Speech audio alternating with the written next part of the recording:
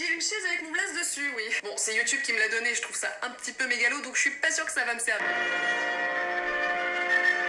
Bon, je fais cette vidéo parce que je me pose cette question. Dans les catégories autres que la beauté sur YouTube. Alors attention, je n'ai rien contre les chaînes de beauté, d'ailleurs ça m'arrive d'en regarder. Elle, c'est ma youtubeuse beauté préférée. C'est juste que je trouve qu'il y en a beaucoup par rapport à d'autres catégories de chaînes. Par exemple, il y a tellement peu de femmes qui font des vidéos humoristiques. Dans cette vidéo, publiée en 2016 sur sa chaîne YouTube, Natou expose les difficultés à être une femme à l'époque sur le site. Elle critique notamment le fait que les femmes sont sous-représentées dans certaines catégories de vidéos et surreprésentées dans d'autres. Il convient donc de se questionner sur la représentation des femmes par les algorithmes de YouTube et Google Translate. Comme l'a expliqué Elsa, nous avons choisi pour thème la représentation des femmes sur différentes plateformes de Google, en particulier YouTube et Google Translate, deux plateformes sur lesquelles nous nous sommes penchés, tout d'abord car elles sont largement utilisées, et d'autre part car nous pensions que ces deux plateformes seraient intéressantes à étudier au prisme du genre. D'une part, YouTube étant un réseau social, faisant intervenir directement des personnes et des opinions différentes, le genre nous est apparu comme une variable importante. D'autre part, dans le cas de Google Translate, c'est la question de la justesse des traductions proposées par l'algorithme, en lien avec le genre, présent dans beaucoup de langues à travers l'usage de noms genrés, de pronoms personnels, de déclinaisons, qui nous a mené à nous interroger sur l'existence d'un biais de genre sur Google Traduction. Nous nous sommes donc posé la question, dans quelle mesure les algorithmes utilisés par Google Traduction et YouTube contribuent-ils à véhiculer une certaine représentation des femmes dans la société ? Notre hypothèse de base est que les algorithmes de YouTube et Google Translate renforcent l'invisibilisation des femmes dans la société en les mettant moins en avant que les hommes. Alors d'abord, on va parler des méthodes d'enquête et de ce qu'on a retiré. Premièrement, comment les algorithmes de YouTube et Google Translate sont conçus et sur quels principes ils fonctionnent. Et deuxièmement, comment les algorithmes de YouTube et Google Translate fonctionnent en pratique. Et finalement, bien sûr, on donnera notre conclusion. Les algorithmes de Google Translate et YouTube sont conçus de manière à exagérer les stéréotypes de genre déjà présents dans la société. Cela s'explique par leur mode de fonctionnement, mais également par la manière dont ils ont été conçus et sur les principes sur lesquels ils fonctionnent. Le premier problème est que le secteur de l'intelligence artificielle est essentiellement constitué d'hommes qui ont parfois des préjugés sexistes. Le secteur des sciences en général, et en particulier de la technologie, est en effet déserté par les femmes. De plus, lorsque les femmes ont un travail dans le domaine scientifique, celui-ci n'est pas forcément directement lié aux mathématiques. Elles sont plus généralement dans des fonctions liées aux ressources humaines, au marketing ou à la communication. Ainsi, selon Florence Cédès, professeure d'informatique à l'université de Toulouse et chercheur à l'IRIT, la désertification de nos amphis et la politique volontariste de quotas féminins sont de criants et vains témoignages de la désaffection des filles pour nos filières. Selon les chercheurs Aude Bernheim et Florin Vincent, dans le livre L'intelligence artificielle pas sans elle, ce manque de représentation des femmes s'explique par 5 facteurs principaux. Le premier est le manque de mentors existants pour les femmes qui voudraient se lancer dans le milieu scientifique. Le deuxième facteur, lié au premier, est le manque de rôle modèle, c'est-à-dire de fans qui donnent l'exemple. Il existe également de nombreux stéréotypes sexués expliquant que les filles ne se tournent pas naturellement vers les sciences. Enfin, il existe des inégalités de promotion et des inégalités de salaire dans ce milieu, ce qui peut contribuer à dissuader certaines femmes d'exercer un métier en lien avec les sciences. Plusieurs d'entre elles dénoncent également un milieu hostile aux femmes. Ainsi, les concepteurs des algorithmes sont la plupart du temps des hommes et les algorithmes de Google ne font pas exception. Même si ces derniers font souvent valoir leurs agissements en faveur d'une meilleure parité dans leurs services, celle-ci n'a pas toujours été effective en pratique et ne l'est toujours pas. Ainsi, selon une étude de Statista.com, en 2018, 70% des employés de Google étaient des hommes. De plus, les personnes développant les algorithmes sont des humains vivant dans une société. Par conséquent, les concepteurs des algorithmes ont eux-mêmes des stéréotypes ou des idées préconçues qu'ils transmettent à leur création sans même s'en apercevoir. Ce phénomène est très clair sur Google Translate. En effet, il existe des langues différentes qui peuvent être genrées, c'est-à-dire dans lesquelles il existe un genre masculin et un genre féminin, comme le français ou l'anglais, et d'autres qui ne sont pas genrées, comme le hongrois ou le chinois. Cependant, les concepteurs de l'algorithme du service travaillent très majoritairement en anglais, qui est une langue genrée. Ainsi, sans même s'en rendre compte, ils peuvent transmettre des stéréotypes de genre lorsqu'ils passent d'une langue non genrée à une langue genrée. Par exemple, lorsqu'une phrase est faite dans le pronom neutre hongrois pour dire qu'une personne est ingénieure, l'algorithme de Google Translate traduit automatiquement la phrase dans un pronom masculin en français, car c'est le pronom utilisé par défaut dans la langue. Cela contribue à invisibiliser les femmes ingénieurs dans la société car le service ne propose pas systématiquement de traduction avec un pronom féminin. Umernek. Il est ingénieur.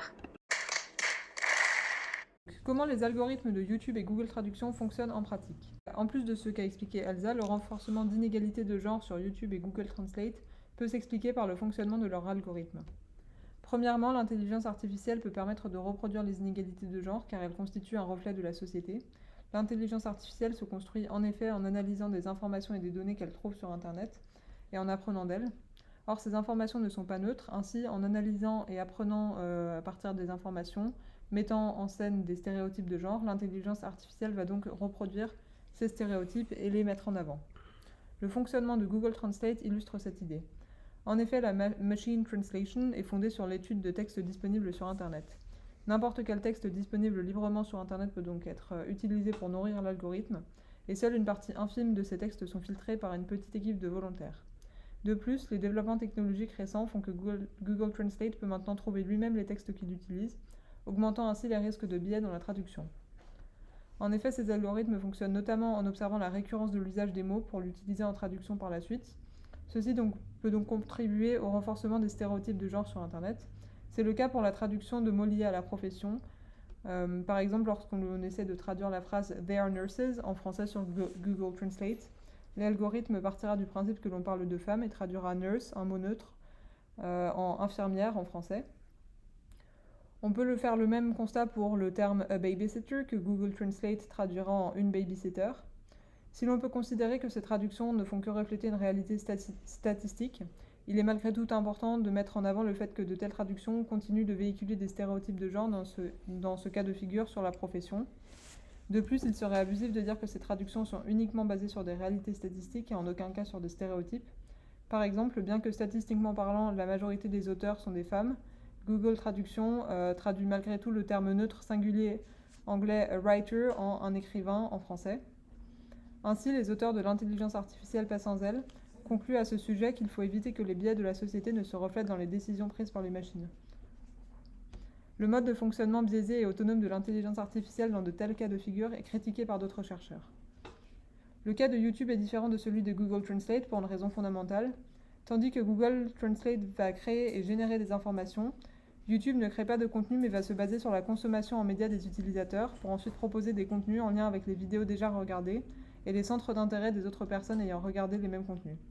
Cet algorithme de YouTube fait alors partie de la famille des algorithmes au-dessous théorisés par Cardon, c'est-à-dire les algorithmes qui recommandent une chose en fonction des comportements individuels prédits. Ici, le problème est donc plutôt le risque de polarisation des points de vue et des représentations en lien avec le genre, causé par le fait que les algorithmes de YouTube vont avoir tendance à conforter les utilisateurs dans leur opinion, en ne leur proposant que des vidéos qui confirment ces dernières. Le problème de l'invisibilisation des femmes est donc conséquent, comme l'a montré le sondage que nous avons mené. Par exemple, 45,5% des enquêtés, disent que assez peu, voire pas de vidéos qu'ils regardent sont faites par des femmes. Et on constate une corrélation avec leurs suggestions sur YouTube, car un pourcentage plus ou moins similaire pour les vidéos proposées sur leur page d'accueil YouTube est observé. On insiste alors à l'établissement d'un cercle vicieux. Si les utilisateurs ne regardent pas de vidéos faites par des femmes, l'algorithme sera peu susceptible de leur recommander des vidéos faites par des femmes. Pour voir plus proche les résultats de l'algorithme de YouTube, on a fait des data scraping de les vidéos plus vues ou plus commentées avec les mots-clés dans les titres ou dans ces commentaires d'un côté woman, female et de l'autre côté man, male. D'abord, on a divisé les résultats de ces vidéos, on a vu et on a ouvert les liens de chaque vidéo qui apparaît avec les data scraping, on a vu la thématique et on a fait des différentes divisions qu'on a vues. Et il y a deux plus grandes divisions. Il y a quelques thèmes que nous pensons qui sont liés à les genres, qui sont inclus ici dans les graphes, et d'autres qui ne sont pas, vidéos de musique, travel blogs, etc. Et comme on voit, il y a beaucoup plus de vidéos genrées qui ont quelques relations avec le genre, dans ces vidéos avec les mots-clés woman and female, que dans son autre alternative de male and men. Car comme on voit, c'est environ 40% de vidéos qui ne sont pas genrées Pour les femmes et pour les hommes, seulement la moitié. Alors, après avoir vu ces 116 vidéos qu'on a fait les data scraping, qu'est-ce que sont les résultats plus spécifiques de ces vidéos qu'on considère en genre? D'abord, il y a une proportion considérable de vidéos qu'on considère qu'ils sont misogynistes sur des femmes. On va voir des exemples. Mais ils sont 10% dans les vidéos féminines et ils sont aussi 12% dans les vidéos avec les mots-clés man or male. Pour les 12% de vidéos que quand on met ces mots-clés man, woman, que l'algorithme de YouTube avec ces data scraping qui supposément est random, quand elle était randomisée, les data scraping a apparaît ça. Et ce sont des vidéos avec des channels qui ont des centaines de mille ou presque millions de souscripteurs. Alors, c'est ça maintenant que l'algorithme de YouTube est en train de déclencher. Alors, qu'est-ce qu'on a vu avec ces data scraping? Alors, les 18% des vidéos avec les mots-clés woman, female sont sur de la sexualisation des femmes. Ils sont aussi avec les 3% de vidéos avec man or male, une portion considérable. Mais en total, il y a seulement 2% de vidéos qui ont une sexualisation de l'homme. Alors, avec l'algorithme de Google, on a des suggestions équilibrées à le détriment des femmes.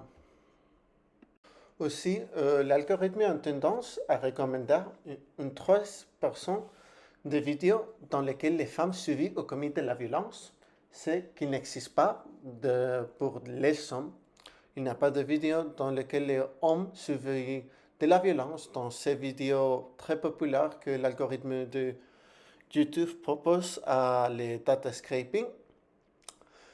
Enfin, il y a une très petite portion de vidéos féministes avec ces mots-clés, 3% pour les mots-clés woman and female et 2% pour les mots-clés man et male. Mais finalement, une chose que c'est très intéressant, c'est qu'en fait, les vidéos de sport sont plus recommandées avec les mots man, alors ils sont plus associés à la masculinité qu'à la féminité avec les mots-clés female. Mais l'unique chose dans laquelle l'algorithme de YouTube fait que les femmes sont plus favorisées sont l'éducation. Il y a beaucoup plus, une 4% plus de vidéos éducatives et même plus, ils sont des vidéos éducatives sur les corps des femmes.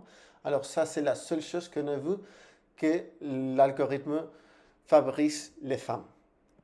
Enfin, on a vu que les jeux vidéo sont plutôt recommandés avec les mots-clés man, avec une 3%, mais ils sont à 100 dans les mots woman. Mais la seule chose dans laquelle les deux sexes sont équiparables sont dans les vidéos on a dit strength, de fortesse, de lutte libre, de levée de poids, etc. Dans cette chose, ils sont 2% dans les deux genres et il apparaît des personnes dans les deux genres d'une manière équiparable avec les algorithmes de Google. En conclusion, cette enquête a montré que les algorithmes ne sont pas neutres dans leur représentation des femmes. Ils contribuent à leur invisibilisation dans certains domaines et au contraire à leur surreprésentation dans d'autres domaines. Cependant, ces résultats connaissent plusieurs limites. D'abord, les résultats du sondage ont montré que beaucoup de personnes n'ont pas conscience ou ne sont jamais interrogées sur les phénomènes, ce qui a montré qu'il n'est pas si important que ça dans la société. De plus, ce ne sont pas les algorithmes qui créent les stéréotypes, bien qu'ils reflètent, exagèrent ce déjà présent dans la société. Ce phénomène n'est pas donc spécifique aux femmes, mais concerne d'autres personnes comme les minorités raciales, sexuelles, etc. Mais on a vu que les algorithmes ont une tendance à faire un feedback loop en recommandant ce type de préjudice à les gens dans des plateformes comme YouTube, ce qui peut magnifier cette tendance déjà présente dans la société.